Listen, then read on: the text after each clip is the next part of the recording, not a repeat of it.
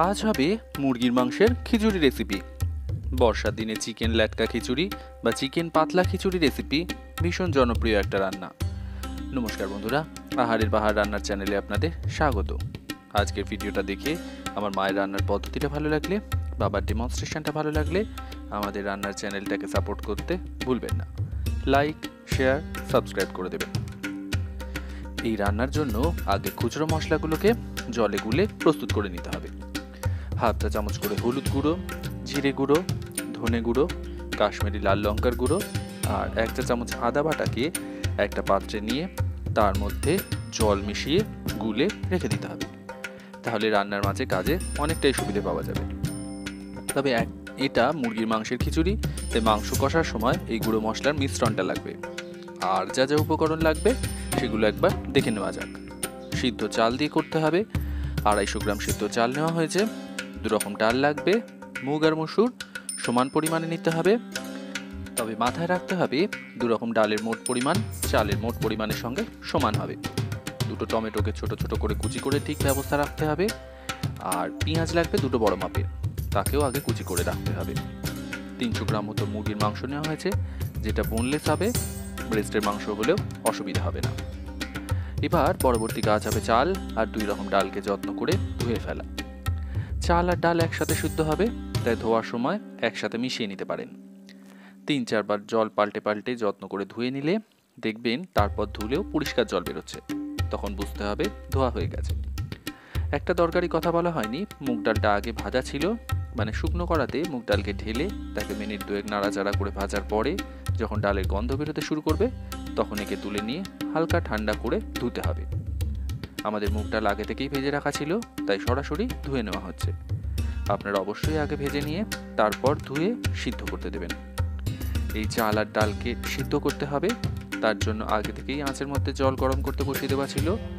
এর মধ্যে জলটা ফুটেও এসেছে, তাই এবার চাল ডালটা এর মধ্যে ঢেলে নেড়ে চেড়ে দিয়ে সিদ্ধ হতে দিতে হবে। এইভাবে আগে থেকে জলটা ফুটতে বসিয়ে রাখলে বা চাল ডালটা সিদ্ধ হতে বসিয়ে অন্য আঁচে কষার কাজটা করলে রান্নাতে অনেকটাই সময় সাশ্রয় হবে। আর খিচুড়ির মতো ঝামেলা রান্নার তো অনেকটাই সহজে হবে। মূল রান্নাতে ঢুকতে হবে এবার। তার জন্য কড়াতে সর্ষের তেল নিতে হবে বেশ খানিকটাই। 3 থেকে 4 টেবিল চামচ সর্ষের তেল কড়াতে দিয়ে তেলটা গরম হওয়ার আগেই গোটা মশলা ফোড়ন দিতে হবে। 3-4টে করে এলাচ, লবঙ্গ, দারচিনির একটা টুকরো, হাফ চা চামচ গোটা জিরে, 2টো করে তেজপাতা আর শুকনো লঙ্কা তেলে দিয়ে ভেজে যেতে হবে মোটামুটি মিনিট 2 মতো সময় ধরে, যাতে গোটা মশলার গন্ধটা ভালো করে বেরিয়ে আসে।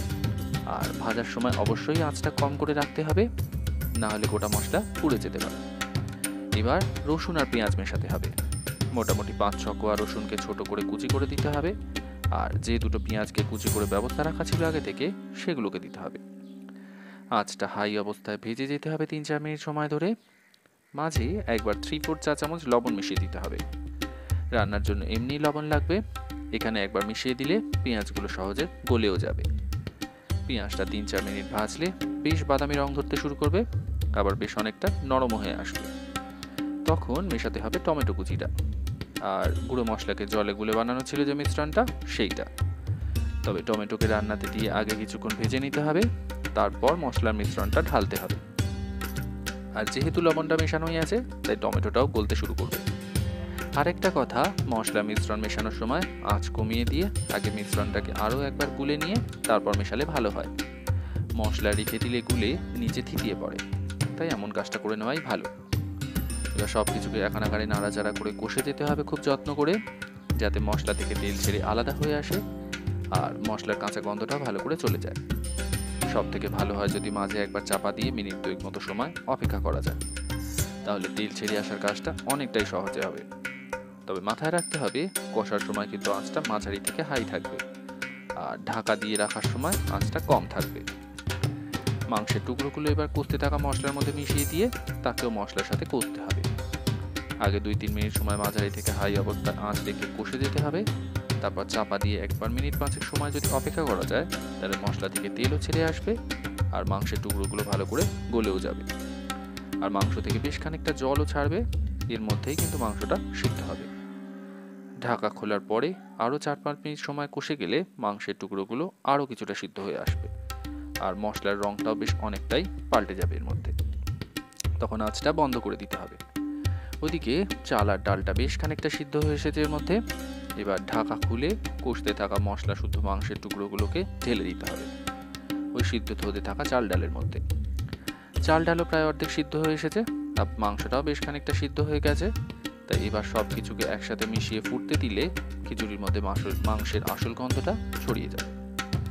মশলা সহ মাংসের টুকরো দেওয়ার পরে বাকি মশলাটা জল দিয়ে ধুয়ে মিশিয়ে দেওয়া হয়েছে। আর চাল ডালের সাথে খুব ভালো করে উপর নিচ করে মিশিয়ে নিয়ে চাপা দিয়ে আবারও একবার 12-14 মিনিট মতো সময় অপেক্ষা করতে হবে। তাহলে সব কিছুই ঠিক করে সিদ্ধ হয়ে যাবে। যেহেতু খিচুড়ির মধ্যে পর্যাপ্ত পরিমাণে জল মেশানো আছে, তাই চাপা দিয়ে 12-14 মিনিট সময় অপেক্ষা করার সময় আঁচটা কিন্তু মাঝারি রাখতে হবে। তারপর ঢাকা খুলে শেষমেশ মেশাতে হবে গোটা বা ফাটানো কাঁচা লঙ্কা আর 1 থেকে 1.5 চা চামচ পরিমাণে ঘি। শুকনো লঙ্কা ফোড়ন দেওয়া হয়েছে ঝালের জন্য, আর এখানে কাঁচা লঙ্কা দেওয়া হলো। যদি কেউ ভাবেন বেশি ঝাল খাবেন, তাহলে গুঁড়ো মশলার সাথে শুকনো লঙ্কার গুঁড়ো স্বাদ অনুযায়ী মেশাতে পারেন। ঘি কাঁচা লঙ্কা দেওয়ার পরে সবটা ভালো করে উপর নিচ মিশিয়ে নিয়ে আঁচ বন্ধ করে 10 মিনিট মতো স্ট্যান্ডিং টাইমে রাখার পরে পরিবেশন করা যেতে পারে এই মুরগির মাংসের ল্যাটকা খিচুড়ি রেসিপি।